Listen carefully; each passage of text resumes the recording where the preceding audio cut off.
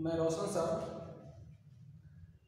पिछले वीडियो में 4.5 का क्वेश्चन नंबर 2 बताए थे हम, और एक एग्जाम्पल दिए थे एक्सरसाइज बनाने के लिए बनाए होंगे। तो आशा करते हैं क्वेश्चन बन भी गया और समझ भी आ गया।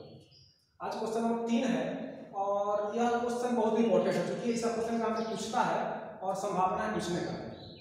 तो हम सोचे कि एक वीडियो बना लेते हैं स्पेशल इसी क्वेश्चन पर, और यह बहुत ही इंपॉर्टेंट क्वेश्चन है। एक बात याद रखिएगा, क्वेश्चन नंबर 3 और क्वेश्चन नंबर 4 दोनों क्वेश्चन एक ही हैं। अंतर है यह 2 ऑर्डर का है, यह क्वेश्चन 3 ऑर्डर का है। इस क्वेश्चन को हम इसलिए नहीं बता रहे हैं क्योंकि यह वीडियो लंबा हो जाएगा, 3 ऑर्डर का है। हम छोटा सा एग्जाम्पल लिए है, वीडियो छोटा बनाएंगे।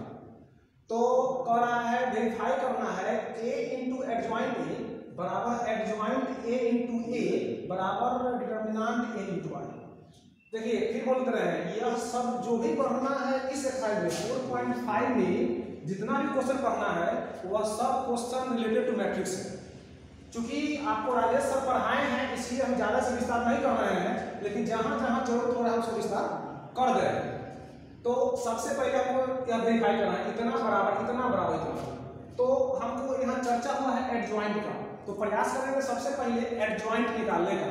पिछला वीडियो में एडजॉइंट निकालने का हम सिखाए थे।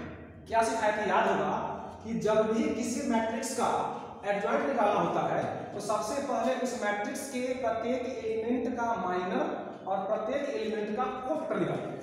जैसा ऐसा वीडियो हम पिछले 3-4 वीडियो बनाए, इसलिए हम ज्यादा विस्तार करेंगे नहीं। आज देखते हैं इस प्रत्येक एलिमेंट का निकाले हैं माइनर। यहाँ पर इस पर विस्तार हम करेंगे नहीं क्योंकि हम बार बार विस्तार करते आ रहे हैं पिछले वीडियो में, आपको समझ में आ रहा होगा। उसी तरह से प्रत्येक एलिमेंट का फिर यहाँ निकाले कोफैक्टर, यह भी समझ आपको आ रहा होगा कैसे निकला कोफैक्टर, कैसे निकला माइनर। बताए थे कि जो कोफैक्टर आएगा उस कोफैक्टर से एक बनाना है मैट्रिक्स। तो देखिए जरा सा, 2 का आया है कोफैक्टर -6 तो लिखे -6, इसका आया है कोफैक्टर 4 तो लिखे 4, इसका कोफैक्टर आया है -4, इसका आया है कोफैक्टर -3 तो लिखे -3, और इसका आया है कोफैक्टर 2 तो लिखे 2।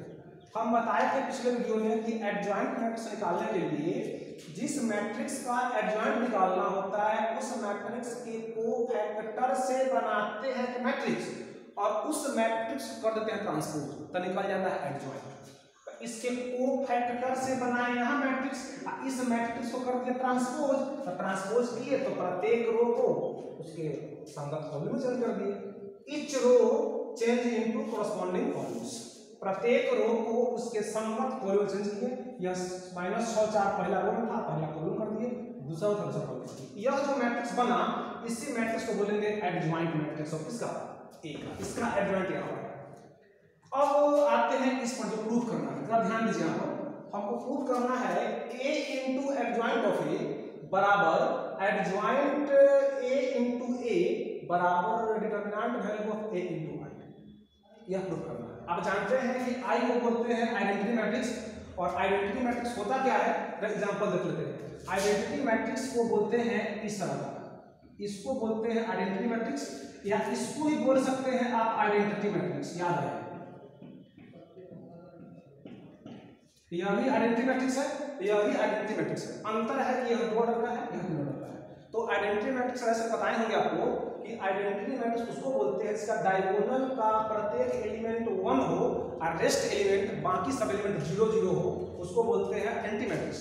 तो यहाँ पे देखिए ना, डायगोनल 1 1 1 है और बाकी सब एलिमेंट 0 है, तो इसको बोलेंगे आइडेंटिटी मैट्रिक्स। तो यही है यहाँ पर आई, इसके बारे में हम आगे चर्चा करेंगे। आते हैं यहाँ पर, तो अब हमको प्रूव करना है इतना बराबर इतना बराबर इतना। तो ये लिखे हैं पहले a into adjoint a into adjoint a क्या है आपका ये मैट्रिक्स, तो मैट्रिक्स आते तो कैसे लिखिए, एडजॉइंट a अभी निकाले हैं, देखिए एडजॉइंट है, इसको यहाँ पर लिख दिए। अब दोनों मैट्रिक्स को गुना करना है।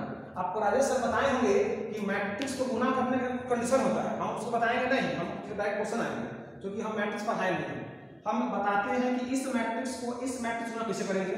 गुना करने का तरीका होता है, राजेश सर बताए होंगे कि पहला रो से इस पहले कॉलम गुना करते हैं और यहाँ लिखते हैं, फिर इसको इससे गुना करते हैं और यहाँ लिखते हैं। जैसे हम लिखे हैं, देखिए 2 से गुना किए 6 को यहाँ लिखे, फिर 3 से गुना किए इसको यहाँ लिखे, फिर इससे इसको गुना किए यहाँ लिखे, इसको इसको गुना किए।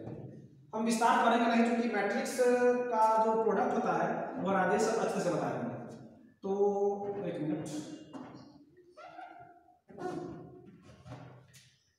हम इसको इससे गुना किए हैं, यहाँ लिखे हैं, इसको फिर इससे गुना किए हैं, यहाँ लिखे। आपको समझ में आ रहा, गुना कैसे किए हैं?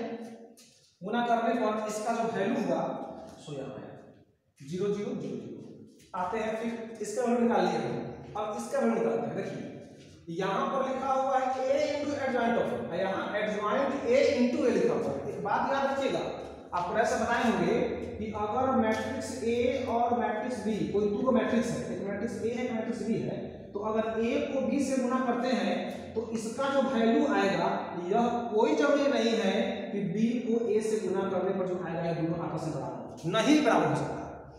जैसे हम लोग जानते हैं मैथमेटिक्स में 2 गुना 3 भी 6 होता है और 3 गुना 2 भी 6 होता है, यह सही है। लेकिन मैट्रिक्स में कोई जरूरी नहीं है कि A Guna B B Guna A के बराबर हो या बराबर नहीं भी हो सकता है। तो यह निर्भर करता है क्वेश्चन पे। वही बात यह नहीं समझना है कि A गुना एडजॉइंट A है और यहाँ एडजॉइंट A गुना A दोनों बराबर हो, नहीं हो सकता है। इसको प्रूफ करने में बोल रहा है, इसका वैल्यू निकाल लिए। अब निकालते हैं इसका एडजॉइंट A इंटू A, यहाँ लिखे adjoint A into A। Adjoint A का मान यहाँ से लेकर के नहीं एडजॉइंट रख दिए मान, A का मान यहाँ से रख दिया है। फिर जो काम यहाँ गुना किए थे वही किए हैं, इस रो को इसके कॉलम से गुना किए, यहाँ लिखे, इसको गुना किए इससे, यहाँ लिखे, फिर इसको गुना किए इससे, यहाँ लिखे, इसको गुना किए इससे, यहाँ लिखे। अब तो ये निकल गया, ए निकल गया। अब इसका मान निकालना है, determinant value a into i का, a का वैल्यू यहां से निकाल लेंगे हम लोग ऐसे करके। देखिए इसमें करना है डिटरमिनेंट वैल्यू 6 गुना 12 i 4 दिया 12, कितना आ रहा है 12 12 0। तो a का मान आ गया, डिटरमिनेंट वैल्यू ये मैट्रिक्स है, और डिटरमिनेंट निकालेंगे तो क्रॉस गुना कर देंगे तो 0 आ गया। वही लिखे हैं इसका वैल्यू मॉड a इक्वल लिखे हैं, a का मान निकाले 12 गुना 12, i का मान जानते हैं बदल कि हम आइडेंटिटी मैट्रिक्स मान डाल फिर 0 गुने देना, 0 से गुना करेंगे प्रत्येक एलिमेंट को 0। अब देखिए यहाँ पर ई वाला, यहाँ पर कहेंगे ई वाला, ई वाला तो बराबर है तीनों, इसका मतलब कि इतना बराबर इतना प्रूफ वही लिखे हैं, इतना बराबर इतना। तो यह था 2 ऑर्डर का, इसी प्रकार से बनेगा 3 ऑर्डर का।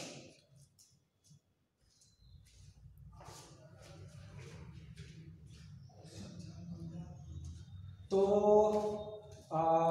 क्वेश्चन में 3 था और जिस तरह से 3 बना है उसी तरह से क्वेश्चन नंबर 4 हो सकता है यहाँ पर कि क्वेश्चन नंबर 4 जो किताब का इस तरह से बनेगा।